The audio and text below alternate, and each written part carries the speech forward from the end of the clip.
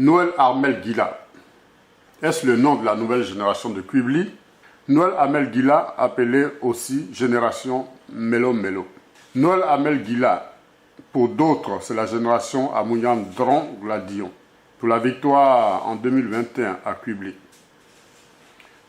Mais l'histoire de la nouvelle génération de Quibli peut-elle s'écrire avec Noël Armel Gila?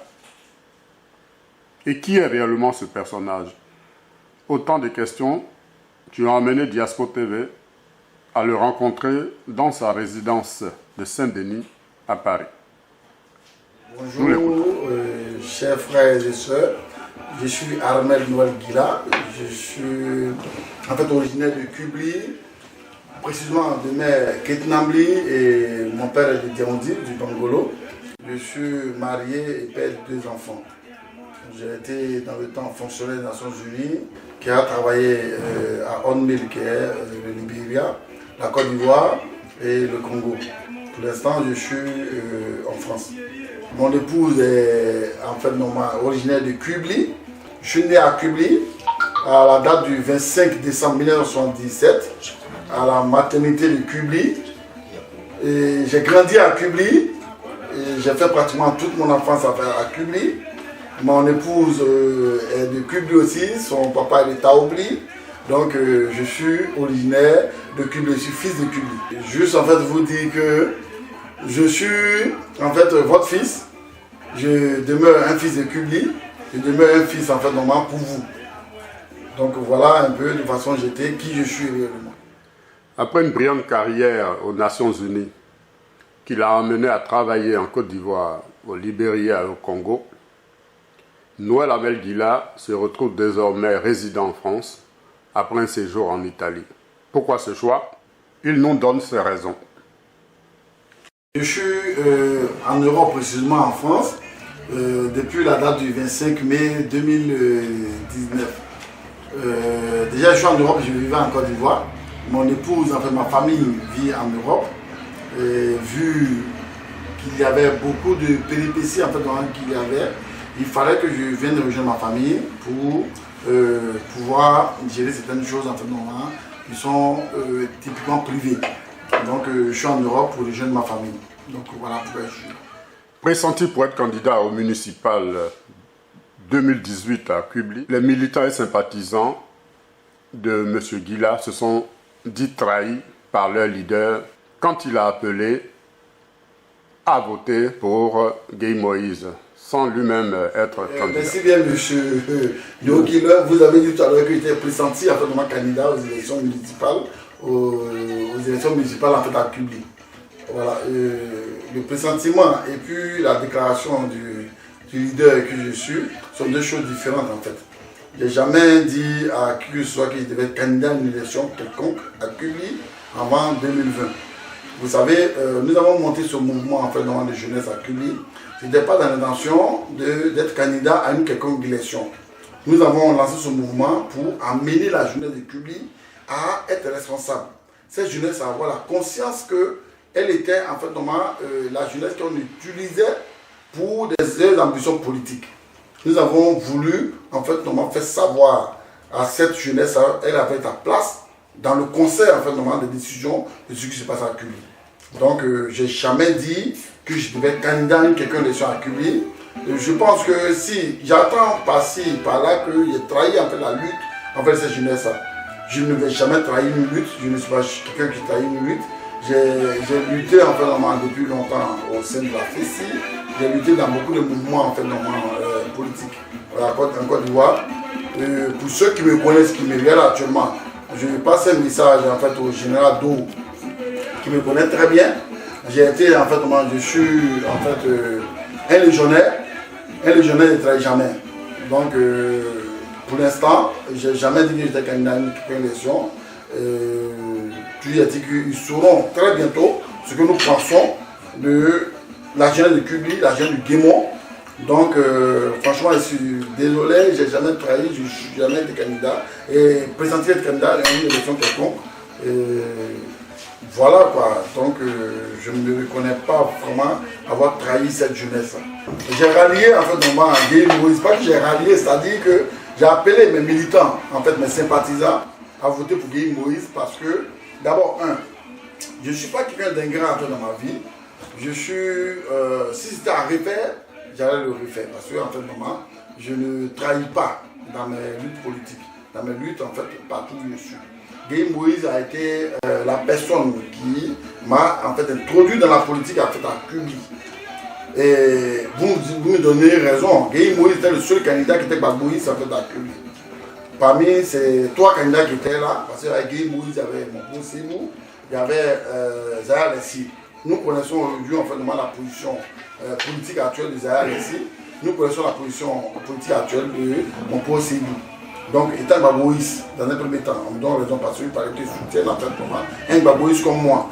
Il fallait que je soutienne aussi quelqu'un qui a été en fait mon parrain politique. Donc, c'est pour cette raison que j'ai soutenu Guy Moïse pendant cette élection municipale. Mais je n'ai pas rallié Guy Moïse, puisque je n'étais pas en fait candidat à cette élection-là. J'ai soutenu, j'ai appelé en fait mes militants à soutenir Guy Moïse, comme dans le temps, à soutenir certains candidats aussi du Guémont. Donc voilà pourquoi est-ce que j'ai soutenu cette personne pendant cette élection municipale. Cette grande ambition de M. Gila, était-ce l'effet de paille ou avait-il réellement les moyens de sa politique? Parce que gagner une élection en Afrique et en Côte d'Ivoire, particulièrement à Quibli, demande beaucoup de moyens.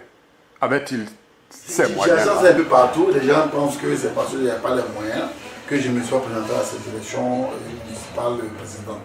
Bon, est-ce que de nos jours, est-ce qu'on a besoin des moyens en fait, normalement pour développer chez nous, est-ce qu'on a besoin des moyens pour convaincre en fait, cette jeunesse, cette population qui a besoin, qui veut vraiment un changement chez nous.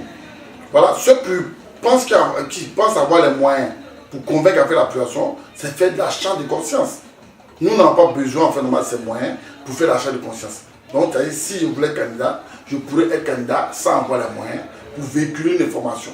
Parce qu'aujourd'hui, ce que nous sommes en train de faire, les projets que nous faisons, c'est avec les projets que nous faisons aujourd'hui, ces projets se feront avec la population. S'il y a en fait un échec, c'est avec la population. S'il y a une réussite, c'est avec la population que nous faisons ça. Donc, ce problème qu'on pose, comme quoi je n'avais pas les moyens, c'est un problème qui ne tient même pas.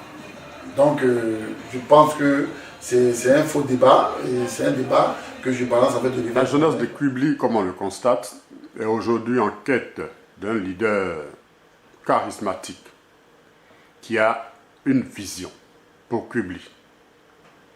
M. Gila peut-il faire l'affaire de cette jeunesse?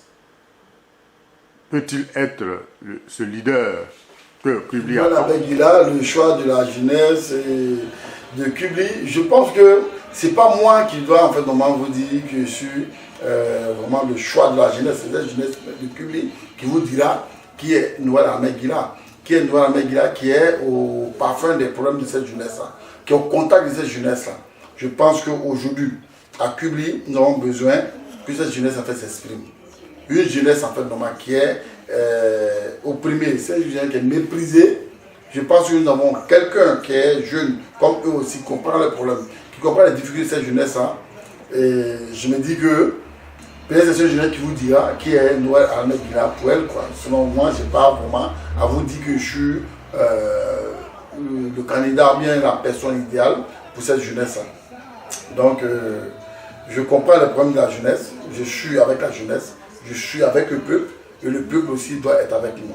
Donc, nous sommes la politique aujourd'hui, c'est avoir une vision, un projet de société pour son peuple. Le cas Noël Ahmed Gila, que propose-t-il concrètement? Projet et ambition pour Quibli sont multiples.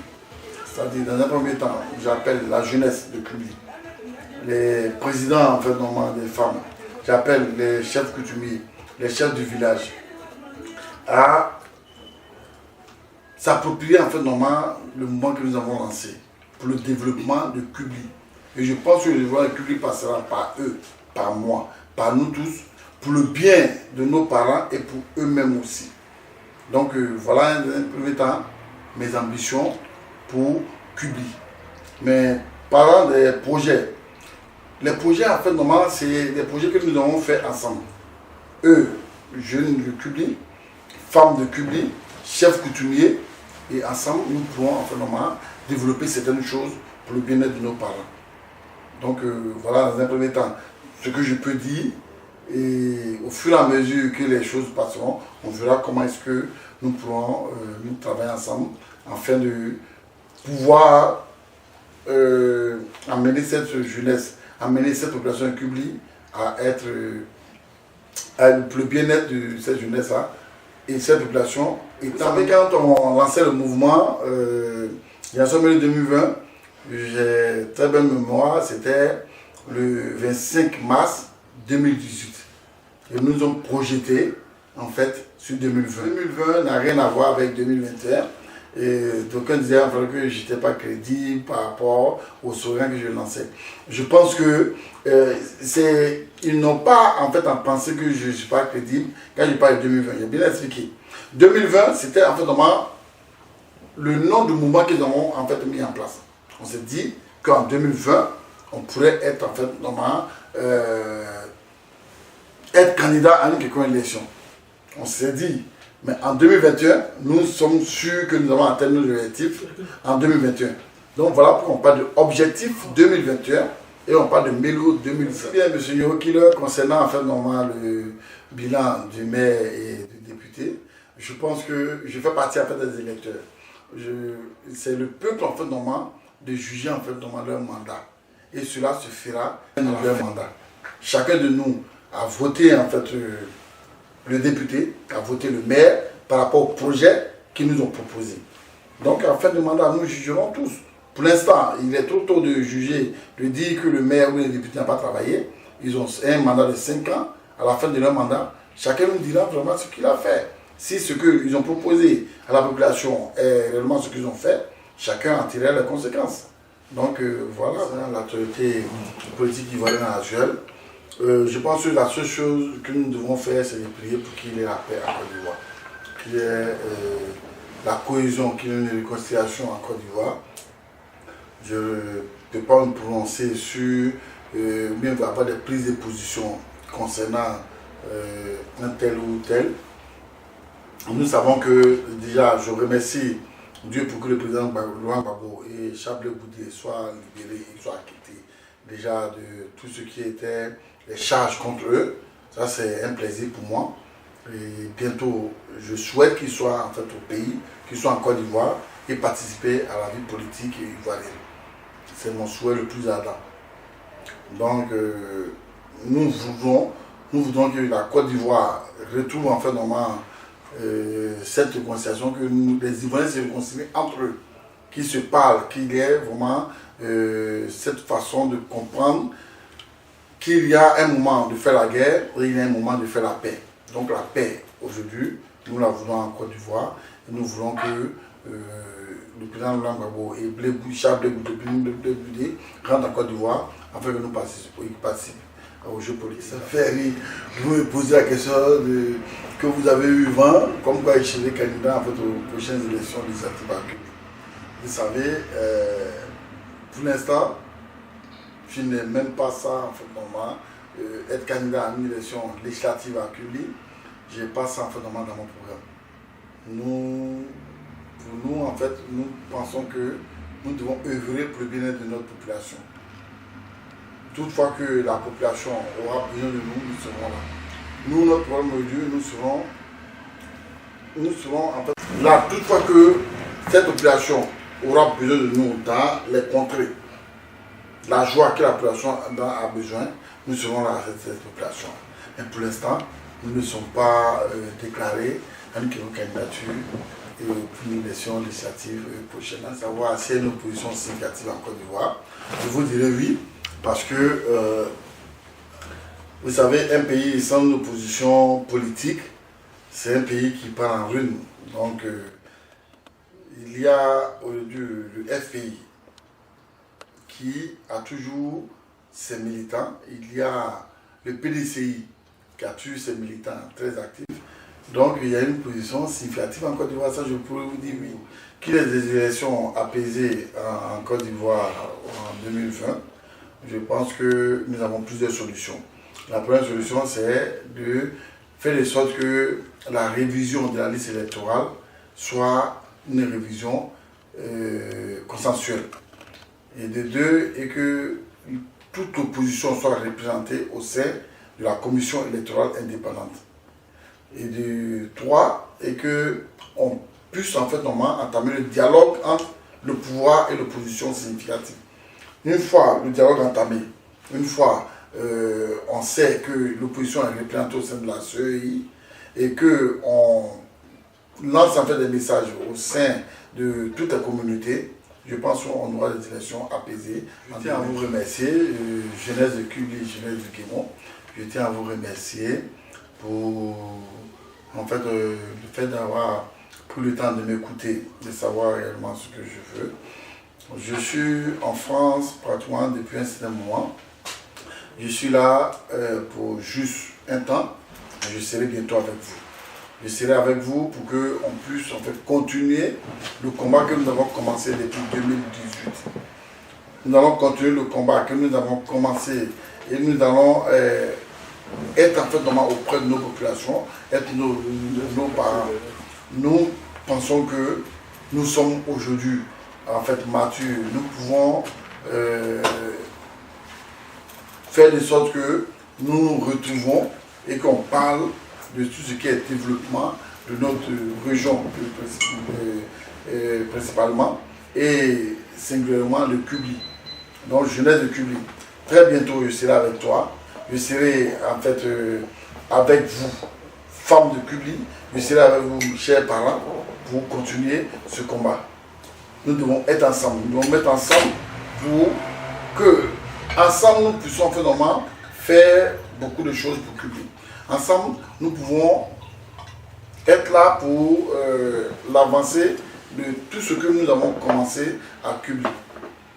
Donc, je vous remercie et à très bientôt. Je serai avec vous. Je dis merci à la télévision Diaspora TV. Je dis merci à toute la diaspora de France. Je dis merci à toute la diaspora de l'Europe. Je dis merci à Royaume Leader qui, en fait, ma foi, a-tu été là pour moi et pour tout le Guémon. Donc, je vous dis merci et à très bientôt à Kubli et dans le Guémon.